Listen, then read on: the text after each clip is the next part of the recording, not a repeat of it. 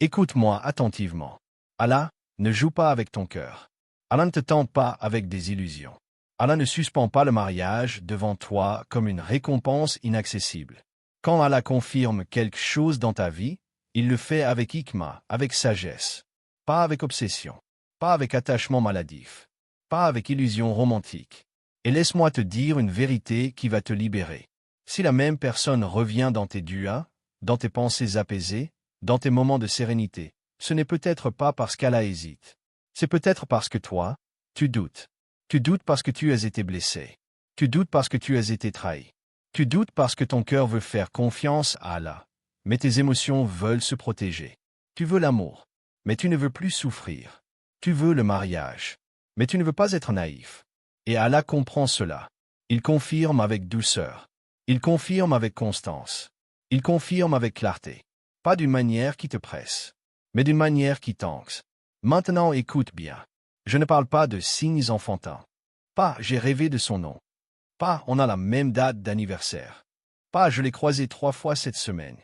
Je parle de signes lourds de sens. Des signes accompagnés de fruits. Des signes accompagnés de paix. Des signes accompagnés d'ordre. Car Allah dit dans le Coran. Allah appelle à la demeure de la paix. Coran 10h25. Si une relation est constamment chaotique, confuse, toxique, ce n'est pas une confirmation. C'est un avertissement. Allah n'est pas l'auteur du désordre. Allah est Al-Hakim, le sage. Allah est As-Salam, la source de la paix. Alors voici les signes véritables. Touche 1, la paix, Sakina. Pas des papillons. Pas de l'angoisse. Pas une dépendance émotionnelle. La paix. Tu peux être prudent, mais tu n'es pas tourmenté. Tu peux être sérieux, mais tu n'es pas confus. Car Allah dit, c'est par le rappel d'Allah que les cœurs se tranquillisent. Coran 13h28. Si cette personne te rapproche d'Allah, si ton cœur devient plus stable, si tu pries mieux, si tu te sens aligné. Ce n'est pas banal. C'est un signe. Touche 2, l'alignement avec le din. Allah ne t'enverra jamais quelqu'un qui affaiblit ta foi. Le prophète a dit, on épouse une femme pour 4 choses, choisis celle qui a la religion. Muhammad, rapporté par Sahih al-Bukhari. La religiosité ne signifie pas perfection. Cela signifie crainte d'Allah. Quelqu'un qui craint Allah ne jouera pas avec ton honneur. Quelqu'un qui craint Allah ne te poussera pas au péché. Quelqu'un qui craint Allah protégera ton cœur même en cas de désaccord. Si la relation t'éloigne de la prière, si elle normalise le haram, si elle rend le péché léger, ce n'est pas une confirmation. C'est une épreuve. Touche 3, le sacrifice. L'amour sans sacrifice est un mot vide. Allah dit, les croyants sont ceux qui tiennent leurs engagements. Coran 23h08. Quelqu'un qui t'aime réellement sacrifie du temps, sacrifie du confort, sacrifie son ego. Pas parfaitement, mais sincèrement. Si la personne trouve toujours des excuses, si tu es toujours la priorité secondaire, si tu dois mendier l'attention, ce n'est pas l'amour qu'Allah veut pour toi. Touche 4, la clarté. Allah n'est pas un Dieu de confusion. L'istikhara existe pour une raison. Le prophète nous a enseigné la prière d'istikhara pour demander la direction d'Allah, rapportée par Sahih al-Bukhari. Après l'istikhara, observe. Les portes s'ouvrent-elles naturellement ou se ferment-elles brutalement? La situation devient-elle plus simple ou plus compliquée? Quand Allah facilite quelque chose, les obstacles deviennent gérables. Quand Allah bloque quelque chose, les complications s'accumulent. Touche 5, l'honnêteté. Le mensonge est un poison. Le prophète a dit, la vérité mène à la droiture, et le mensonge mène à la perversité. Muhammad, rapporté par Sahih Muslim. Quelqu'un qui ment sur de petites choses mentira sur de grandes choses. Un mariage bâti sur le mensonge est une bombe à retardement. Allah ne t'enverra pas quelqu'un qui vit dans la duplicité. Maintenant écoute ceci.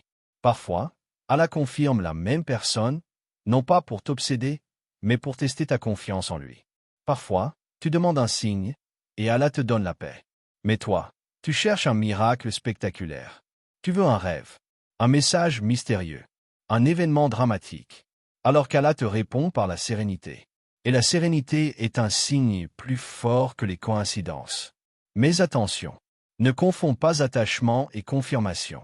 Si tu es anxieux en permanence, si tu pleures plus que tu ne souris, si tu es humilié, si tu es caché, si tu es traité comme une option, ce n'est pas la volonté d'Allah.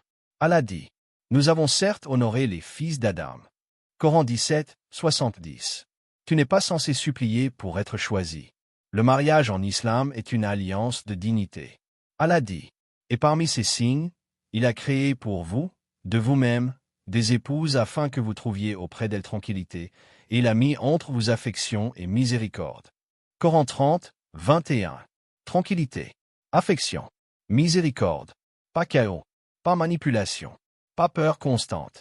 Et maintenant la vérité la plus profonde. Parfois elle la confirme, mais il retarde. Parce que tu n'es pas encore prêt. Ou parce que l'autre n'est pas encore prêt. Ou parce que le timing divin est plus parfait que ton impatience. Allah dit, il se peut que vous détestiez une chose alors qu'elle est un bien pour vous. Coran 2, 216. Tu vois le moment. Allah voit l'ensemble. Tu vois l'émotion. Allah voit le destin. Alors que faire? Fais istikara. Observe la paix. Analyse les actes, pas les mots. Protège ton din avant ton cœur. Accepte que si c'est pour toi, personne ne pourra te l'enlever. Le prophète a dit, sache que si toute la communauté se réunissait pour te profiter, elle ne pourrait te profiter que par ce qu'Allah a déjà écrit pour toi. Muhammad, rapporté par Jami at-Tirmidhi. Si cette personne est écrite pour toi, elle viendra avec dignité. Elle viendra avec clarté. Elle viendra avec paix.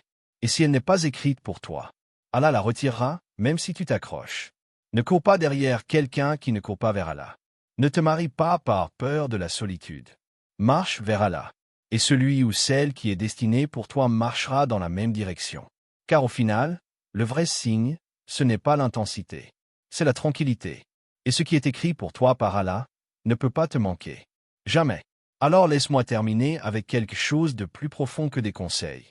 Une vérité. Tu n'es pas en train de courir après une personne. Tu es en train d'apprendre à faire confiance à Allah.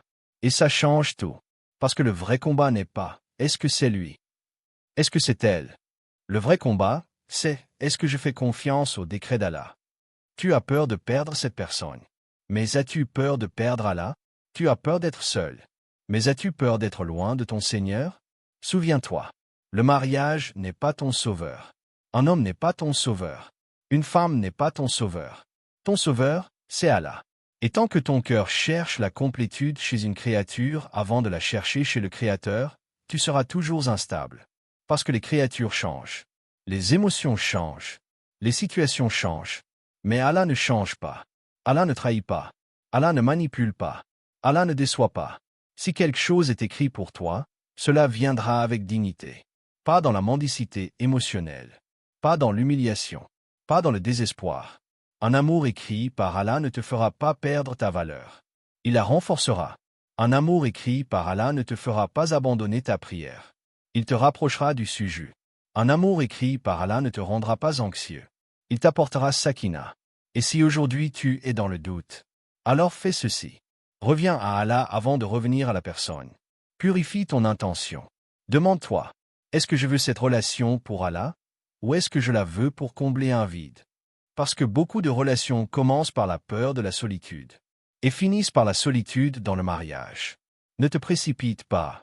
Ce qui est écrit pour toi ne peut pas te manquer. Et ce qui n'est pas écrit pour toi, même si tu t'y accroches, finira par te blesser. Fais istikara. Observe les actes. Observe la constance. Observe la crainte d'Allah chez l'autre. Observe la paix dans ton cœur. Et ensuite, avance avec tawakkul. Le tawakkul, ce n'est pas rester passif. C'est agir avec confiance. C'est faire ta part et laisser Allah faire la sienne. Et si Allah retire cette personne de ta vie, ne dis pas « Pourquoi moi ?» Dis « Alhamdoulilah pour ce qu'il m'a épargné. » Parce que parfois la miséricorde d'Allah ne ressemble pas à un cadeau. Elle ressemble à une séparation. Parfois la protection d'Allah ne ressemble pas à une confirmation. Elle ressemble à une fermeture de porte. Mais chaque porte qu'Allah ferme, c'est pour t'empêcher d'entrer dans quelque chose qui aurait brisé ton âme. Alors relève la tête. Tu n'es pas en retard. Tu n'es pas oublié. Tu n'es pas abandonné. Tu es en préparation. Allah est en train de travailler sur toi, sur ton caractère, sur ta patience, sur ta maturité, sur ta dépendance à lui. Et le jour où il t'accordera ce qui est écrit pour toi, tu comprendras pourquoi tout le reste n'a pas fonctionné. Maintenant, laisse-moi te parler directement. Si ce message t'a touché, ce n'est pas un hasard. Peut-être qu'Allah voulait te rappeler de ne pas paniquer. Peut-être qu'Allah voulait te rappeler que ton cœur lui appartient avant d'appartenir à qui que ce soit. Alors ne garde pas ces paroles pour toi.